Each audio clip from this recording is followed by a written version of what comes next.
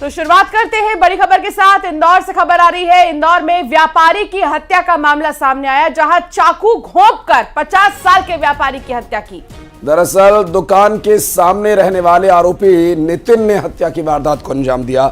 नितिन का ऑटो वाले से कोई विवाद हुआ और विवाद में आरोपी नितिन के हाथ से दुकान का काउंटर गिर गया और इसके बाद विवाद बढ़ गया। इसी विवाद में नितिन ने चाकू से हत्या कर दी। आरोपी नितिन को पुलिस ने गिरफ्तार कर लिया है। बाणगंगा थाना क्षेत्र का यह मामला बताया जा रहा है। इंदौर से यह खबर, जहां व्यापारी की हत्या की गई है और चाकू घोंपकर हत्या की गई है। इंदौर में व्यापारी को चाकू मारा गया और चाकू घोंपकर 50 साल के व्यापारी की हत्या कर दी गई। दुकान के सामने रहने वाले आरोपी नितिन की हत्या की गई।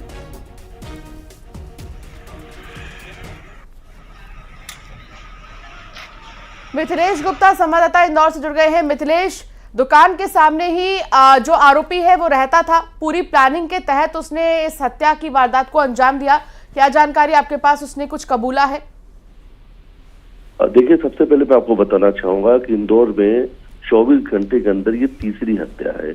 और हत्या की जो वजह सामने आ रही है कि जो मृतक, उनका नाम सुनील है और सुनील की चाय नाश्ते की दुकान है। जिस वक्त सुनील की हत्या हुई उस वक्त उस दुकान में कुछ लोग भी मौजूद थे जो उस वक्त नाश्ता कर रहे थे। और विवाद जो हुआ था, एक ऑटो से विवाद चल रहा था, उन्हें रोका था क्योंकि वो विवाद के दौरान पे कुछ उनके सामान का नुकसान हुआ था।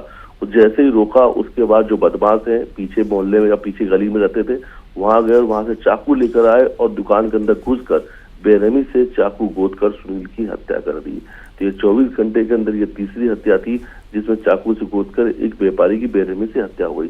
फिलहाल जो आरोपी है वो गिरफ्तार हो चुका है और हत्या की जो वजह है वो भी सामने आ चुकी है। लेकिन इंदौर में ये दिल दहला देने वाली घटना है क्योंकि जब उसकी हत्या की गई उस वक्त वहां पे मौजूद लोग नाश्ता कर रहे थे, उनके सामने उसकी बेरहमी से हत्या हुई है। तब देखिए, कहीं ना कहीं से लगातार जो अपराध है इंदौर में तेजी से बढ़ रहा है और कहीं ना कहीं अभी गंभीर सवाल खड़े हो रहे हैं कि आखिर इंदौर में ये क्या कुछ हो रहा है। इंदौर में इस वक्त लूट, डकैती, हत्या बड़ी आम घटनाएं हो चुकी हैं। लगातार इंदौर में बड़ी वारदात हो रही है, बड़ी घटनाएं हो रही हैं और बेखौफ बदमाश हो चुके हैं। सरेआम हत्याएं की जा रही है। और देखिए, ये बदमाश जो कल की तस्वीर है, चाकू से गोद कर इसमें हत्या कर दी गई। उसके पहले जो युवक है वो उत्तर प्रदेश के लखनऊ से आता है और सरेराह उसकी चाकू से गोद कर हत्या करते। उस वक्त भी कुछ चश्मदीद जो लोग हैं उन्होंने पुलिस को फोन लगाया था। पुलिस को बकायदा सूचना दी कि रोड के किनारे एक व्यक्ति की चाकू से गोद कर हत्या की जा रही है। तो ये सब तमाम वारदात हैं, वो बता रहे हैं कि आखिर इंदौर में जो पुलिस है, पुलिस जो है वो क्या कर रही है। बिल्कुल, सवाल कई खड़े होते हैं। मिथिलेश, बहुत शुक्रिया जानकारी साझा करने के लिए। और खंडवा में स्वास्थ्य सुविधाओं की पोल खुल गई, जहां डिलीवरी के बाद जुड़वा बच्चों को पैदल ले जाना दंपत्ति के लिए मजबूरी बन गया। सोशल मीडिया पर वायरल हो रहा है वीडियो। हरसूद विधानसभा के खालवा का यह मामला। डिलीवरी के लिए खालवा स्वास्थ्य केंद्र पर पहुंचा था दंपत्ति। एम्बुलेंस वाले ने 700 रुपए की मांग की। डिलीवरी के लिए भी 400 रुपए लेने का आरोप लगाया है। ये जुड़वा बच्चे आप देख सकते हैं, लेकिन दंपत्ति मजबूर है पैदल ही इन्हें घर तक ले जाने को। कितने बच्चे हुए? दो बच्चे हुए। कहाँ पे हुए? अस्पताल में। खालवा अस्पताल में जी। अच्छा, तो अभी आप कहाँ जा रहे हो? आप जा रहे हैं घर। तो पैदल क्यों जा रहे हो? अब वो गाड़ी वाला नहीं ले गया तो जा रहे हैं। एम्बुलेंस वाला नहीं लेके गया? जी। क्यों नहीं लेके गया? 700 रुपये मांग रहे थे। 700 रुपये मांग रहा था जी। और डिलीवरी कराने का? डिलीवरी करने का वो उन्होंने 400 रुपये ले लिया। 400 रुपये लिया। खालवा अस्पताल की बात है ये? जी। कौन सा अस्पताल की है? खालवा अस्पताल। खालवा अस्पताल की है। और अब खबर मैहर से, जहां विवाद में 2 पक्षों में मारपीट हुई है। 3 लोगों को कई लोगों ने मिलकर पीटा है। मारपीट का लाइव वीडियो भी सामने आ चुका है। दरअसल 2 महिला और 1 पुरुष जिन्हें चोट आई है। जिला अस्पताल सतना का ये पूरा मामला जब रेफर किया गया उन्हें, और आरोपियों की तलाश फिलहाल पुलिस कर रही है।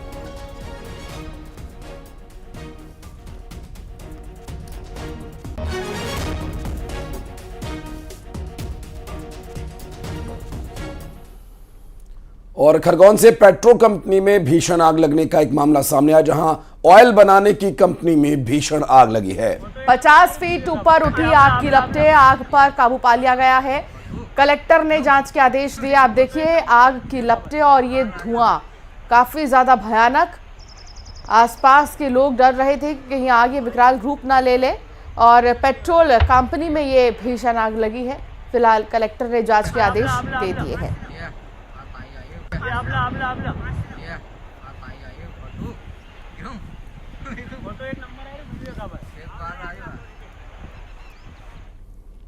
और अब बात करेंगे भोपाल की, जहां लोडिंग वाहन ने कई वाहनों को टक्कर मार दी है। सीसीटीवी कैमरे में पूरी वारदात कैद हुई और सीसीटीवी वीडियो सामने आने के बाद इस घटना को देखकर आप अंदाजा लगा सकते हैं कैसी ये दुर्घटना रही। दरअसल टक्कर लगने के बाद 2 लोग इसमें घायल हुए हैं और इस पूरे घटनाक्रम में चालक को गिरफ्तार किया गया। देखिए पीछे से गाड़ी ने आकर टक्कर मारी और आगे जो भी आया उसे रौंदता चला गया। अनट्रेन्ड ड्राइवर बताया जा रहा है, क्लच की जगह एक्सेलरेटर उसने दबा दिया और जहांगीराबाद थाना क्षेत्र का ये पूरा मामला है।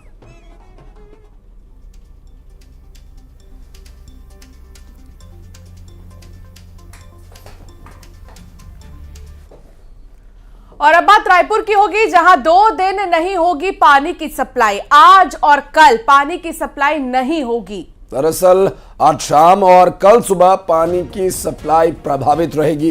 पाइपलाइन में लीकेज की मरम्मत होगी।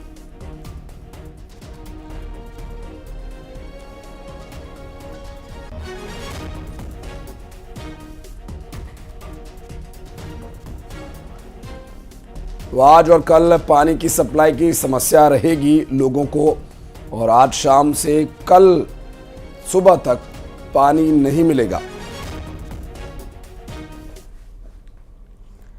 रायपुर में नाबालिग बच्चों के बीच प्रेम प्रसंग में चाकूबाजी हो गई है। एक लड़के ने 2 भाइयों को चाकू मार दिया। वारदात तब हुई जब 9वीं का छात्र परीक्षा देकर स्कूल से निकल रहा था। वारदात के बाद आरोपी मौके से फरार हो गया। बताया जा रहा है कि पहले दोनों के बीच विवाद हुआ, फिर दोनों भाइयों को चाकू मार दिया। वहीं पुलिस अब मामले की जांच भी कर रही है। रायपुर का यह मामला, मौके से आरोपी फरार है, पुलिस जांच में जुटी हुई है। अंतर्गत विधि के साथ संगत बच्चों के बीच में किसी प्रेम प्रसंग वाले मैटर को लेकर विवाद हुआ था, जिसमें धारदार हथियार से 2 बच्चों को चोट आई है। इसमें मुकदमा दर्ज किया जा रहा है और आरोपी को पता तलाश की जा रही है। सभी ऐसा प्रतीत हो रहा है कि सभी बच्चे नाबालिग हैं और इसमें कार्रवाई की जा रही है। स्कूल परिसर के भीतर हो कि बाहर हो, क्या स्कूल प्रबंधन से पूछताछ की जाएगी? हाँ, सभी तथ्यों पर की जाएगी, कहाँ पे पढ़ने वाले हैं और किस मैटर पे विवाद हुआ। क्योंकि प्रथम दृष्टया ऐसा लग रहा है कि किसी जो पूछताछ में बात सामने आई है कि किसी प्रेम प्रसंग वाले मैटर को लेकर इनके बीच विवाद हुआ था और इसी के तहत वारदात हुई। और अब बात भिंड की होगी, जहां आज भिंड के दौरे पर रहेंगे मुख्यमंत्री मोहन यादव। लगभग 194 करोड़ के विकास कार्यों का लोकार्पण और भूमि पूजन भी आज वो करेंगे। आपको बता दें कि किसान सम्मान निधि की राशि ट्रांसफर करेंगे और 80 लाख किसानों के खाते में 1816 करोड़ रुपए की राशि ट्रांसफर की जाएगी। किसानों को खरीफ फसल की मुआवजा राशि भी देंगे। 25 लाख किसानों के खातों में 755 करोड़ रुपए की राशि आज जारी होगी। रोड शो भी करेंगे मुख्यमंत्री मोहन यादव। तो आज भिंड का दौरा है सीएम का, और आज किसानों के लिए बड़ी बात, किसानों के लिए खुशखबरी है कि राशि जारी होगी उनके खातों में। और दूसरी चीज ये भी कि रोड शो होगा, तो रोड शो में काफी ज्यादा भीड़ देखने की उम्मीद की जा रही है। कार्यकर्ताओं ने पूरी तैयारी कर रखी है। भिंड में प्रशासन की तरफ से भी पूरी तैयारी है ताकि आम लोगों को परेशानी ना हो। रूट डाइवर्ट कर दिया गया है। और अब बात करेंगे छत्तीसगढ़ की। आज मंत्रालय में साय कैबिनेट की बैठक होनी और मोदी की गारंटी पर यहां चर्चा होगी। कई अहम प्रस्तावों पर मुहर लगेगी और सबसे बड़ी बात यह कि मोदी की गारंटी जिस पर चर्चा आज होनी है। जब प्रधानमंत्री नरेंद्र मोदी चुनाव से पहले दौरा कर रहे थे छत्तीसगढ़ का, तो उन्होंने तमाम अपने दौरों में इस बात का जिक्र किया था, मोदी की गारंटी यानी कि गारंटी की भी गारंटी। तो इसी पर चर्चा करेगी आज कैबिनेट में विष्णुदेव साय सरकार। और साथ ही कई अहम प्रस्ताव ऐसे हैं जिन पर मुहर लग सकती है।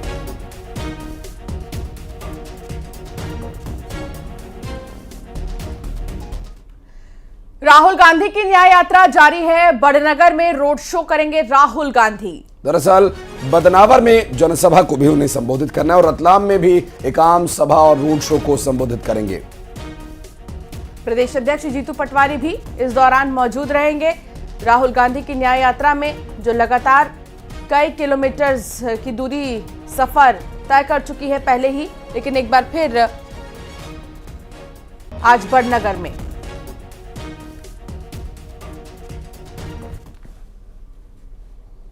तो वही खबर छिंदवाड़ा से है, जहां प्रहलाद पटेल हो सकते हैं प्रत्याशी। मीडिया से बात करते हुए प्रहलाद पटेल ने कहा है, बयान उनका सामने आया जिसके बाद उन्होंने कहा कि पार्टी मौका देगी तो जरूर लड़ूंगा चुनाव। क्या छिंदवाड़ा से लोकसभा चुनाव लड़ेंगे प्रहलाद पटेल, ये सवाल बना हुआ है। मंत्री बोले, मैं कभी मना नहीं करता।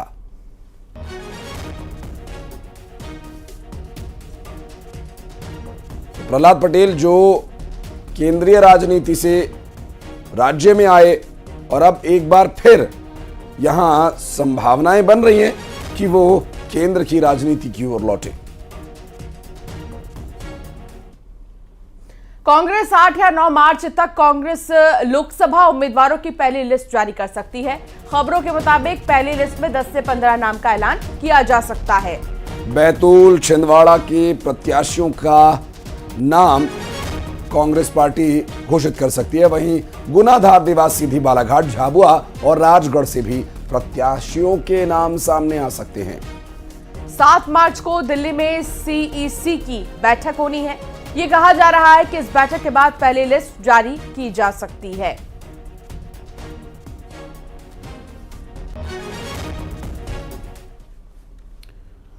और उधर छत्तीसगढ़ को लेकर खबर यह है कि कांग्रेस ने सभी सीटों पर नाम लगभग तय कर लिए हैं। कल दिल्ली में हुई स्क्रीनिंग कमेटी के नाम तय कर लिए गए हैं। बैठक हुई थी। सूत्रों के मुताबिक 6 सीटों पर सिंगल नाम को हरी झंडी मिली है। वहीं सीटों की अगर बात करें तो 5 सीटों पर सिंगल नेम पैनल बना है, जिसमें भूपेश बघेल, ताम्रध्वज साहू, शिव डहरिया का चुनाव लड़ना तय माना जा रहा है। वही कहा यह जा रहा है कि ज्योत्सना महंत को भी टिकट मिलेगा।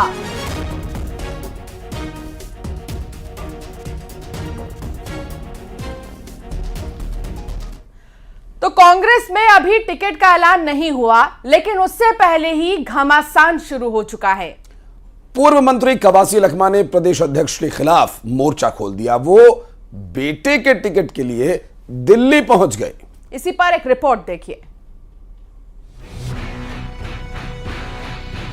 छत्तीसगढ़ में कांग्रेस में टिकट को लेकर घमासान मच गया है। कवासी लखमा ने प्रदेश अध्यक्ष दीपक बैज के खिलाफ मोर्चा खोल दिया है। वे बेटे के लिए टिकट की मांग करने दिल्ली पहुंच गए।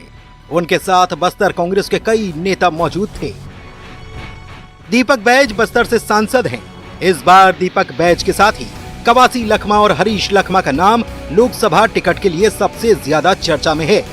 कहा जा रहा है कि कवासी लखमा और समर्थकों की इच्छा है कि टिकट हरीश को ही मिले। इधर बस्तर में कांग्रेस में टिकट के लिए मची खींचतान ने बीजेपी को मौका दे दिया और विधायक रेणुका सिंह ने तंज कसते हुए कहा कि लखमा और दीपक बैज की लड़ाई का फायदा बीजेपी को मिलेगा। पहले भी भूपेश बघेल और सिंहदेव की लड़ाई का फायदा बीजेपी को मिल चुका है। प्रदेश के पूर्व मुख्यमंत्री और टीएस बाबा के बीच में कुर्सी को लेकर लड़ाई चली और इस तरह अब सरगुजा से अलग हटकर बस्तर में कवासी लखमा और दीपक बैज के बीच में चल रही है। देखिए, वो प्रदेश अध्यक्ष रहते हुए, सांसद रहते हुए, एक युवा नेता होते हुए उस क्षेत्र की जनता ने उनको हरा दिया, बीजेपी को जिताया, तो आप समझ सकते हैं। और कवासी लखमा उन दोनों के बीच में झगड़ा बहुत पुराना है। इसका हमें बस्तर में बहुत लाभ होगा। एक तरफ बीजेपी ने जहां छत्तीसगढ़ की सभी 11 सीटों पर अपने उम्मीदवार उतार दिए हैं, वहीं दूसरी तरफ कांग्रेस में अब भी लिस्ट पर संशय बरकरार है। Bureau report, news 18 Madhya Pradesh, Chhattisgarh.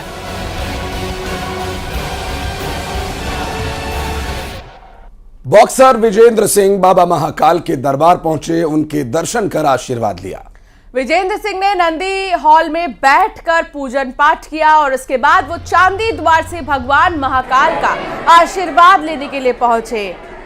और इस दौरान उनके साथ कांग्रेस के पूर्व विधायक कुणाल चौधरी भी मौजूद थे। विजेंद्र सिंह ने कहा कि वे पहले भी यहां आ चुके हैं। उन्होंने कहा कि सबसे बड़े बॉक्सर महाकाल हैं और हम उन्हीं का आशीर्वाद लेने आए हैं।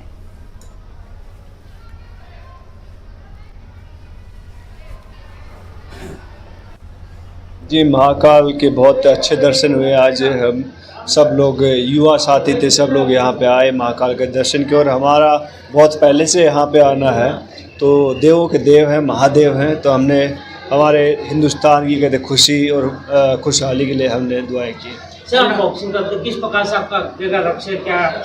जी, सबसे बड़े महाकाल है, हमसे बड़े बॉक्सर महाकाल हैं जो यहाँ बैठे हैं, तो इनसे बड़ा कोई नहीं है। तो हम इनसे आशीर्वाद लेने आए कि हमारी बॉक्सिंग अच्छी चलती रहे, अच्छा काम करते रहे। आगे कहाँ आपका? अभी बहुत जल्द एक मैच की हम तैयारी कर रहे हैं, तो मैच बहुत जल्द होगा। और क्या आपकी मतलब क्या पदक लाना चाहते हैं क्या? जी, बहुत अच्छा कर रहे हैं बॉक्सर और बहुत अच्छा करेंगे। अभी इस साल ओलंपिक्स हैं, तो ओलंपिक्स में बहुत सारे मेडल आएंगे। और साथ की बड़ी खबरों में वक्त